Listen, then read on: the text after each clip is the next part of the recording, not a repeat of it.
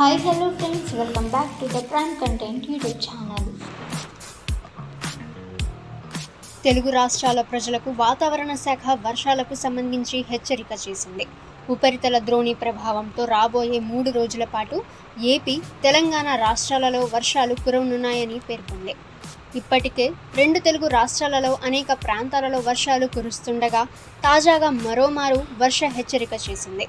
ఉరుములు, మెరుపులు, పిడుగులతో కూడిన వర్షాలు పడే అవకాశం ఉందని వాతావరణ శాఖ హెచ్చరికలు జారీ చేసింది. తెలంగాణ, రాయలసీమ, తమిళనాడు ప్రాంతాల మీదుగా ఉపరితల ద్రోణి వ్యాపించి ఉందని, ఫలితంగా వర్షాలు కురిసే అవకాశం ఉందని వాతావరణ శాఖ పేర్కొంది. ఆంధ్రప్రదేశ్ రాష్ట్రంలోని విశాఖపట్నం, పోలవరం, అనకాపల్లి, కాకినాడ, తూర్పుగోదావరి, అంబేద్కర్ కోనసీమ, అల్లూరి సీతారామరాజు, పార్వతీపురం మన్యం జిల్లాలలో పిడుగులతో కూడిన తేలికపాటి నుంచి మోస్తరు వర్షాలు కురుస్తాయని వాతావరణ శాఖ పేర్కొంది. అంతేకాదు తిరుపతి, చిత్తూరు, పశ్చిమ గోదావరి, శ్రీకాకుళం, విజయనగరం జిల్లాలలో కూడా వర్షాలు కురిసే అవకాశం ఉందని పేర్కొంది. ఇదే సమయంలో వర్షాల విషయంలో రైతులు అప్రమత్తంగా ఉండాలని, పిడుగులు పడే సమయంలో చెట్ల కింద ఉండడం మంచిది కాదని సూచించింది.